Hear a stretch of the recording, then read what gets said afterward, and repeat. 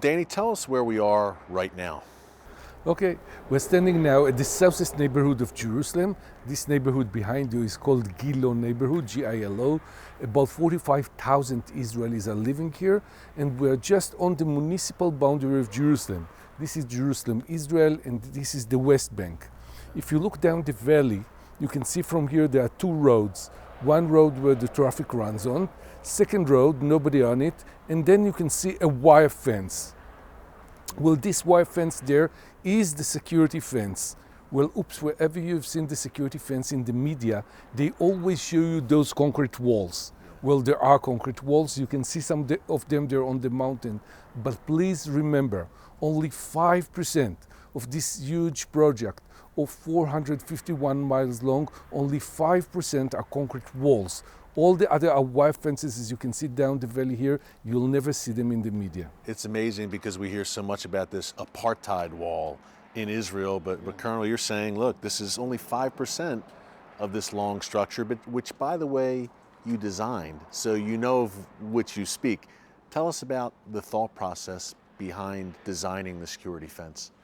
Well, in summer 2000, we were in Camp David, Maryland, and as you know, Prime Minister Ehud Barak offered the Palestinian 94% of the West Bank, all Gaza Strip, large areas in Jerusalem, and even the Temple Mountain.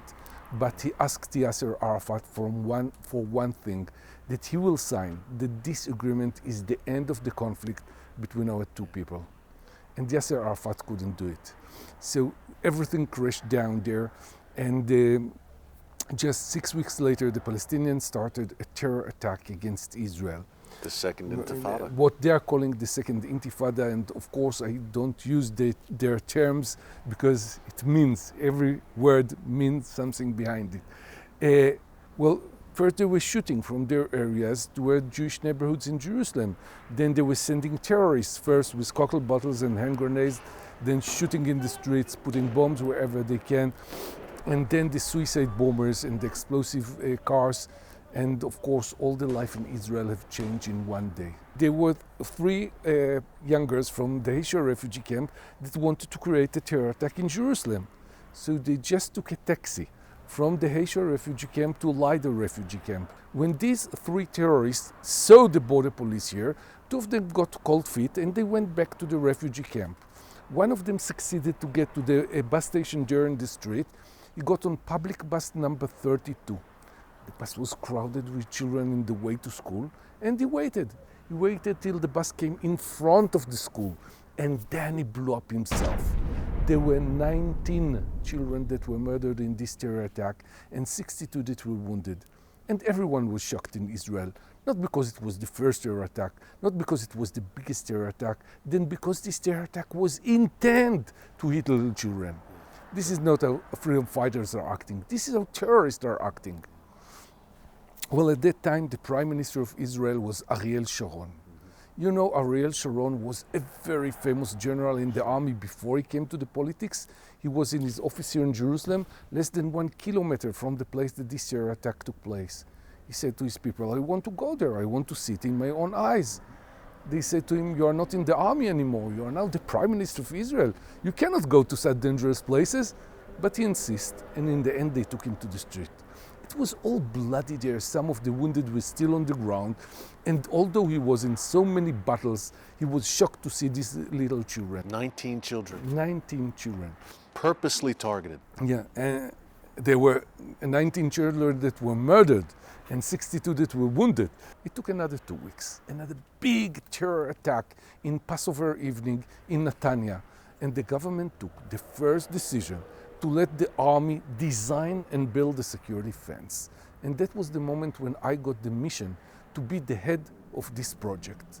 Well, as the government didn't want to build it, the government didn't want to get inside the details of the route of the fence. So I was the bad guy that had to walk on the ground, define the right line of the fence, and build it as fast as I can. Wow.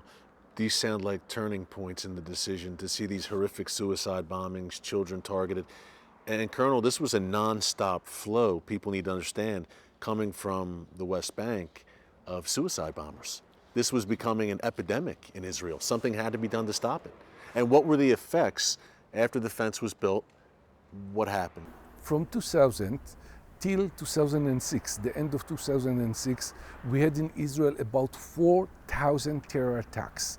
In this period, we lost 1,652 people that were murdered from terror attacks. A lot of others were wounded.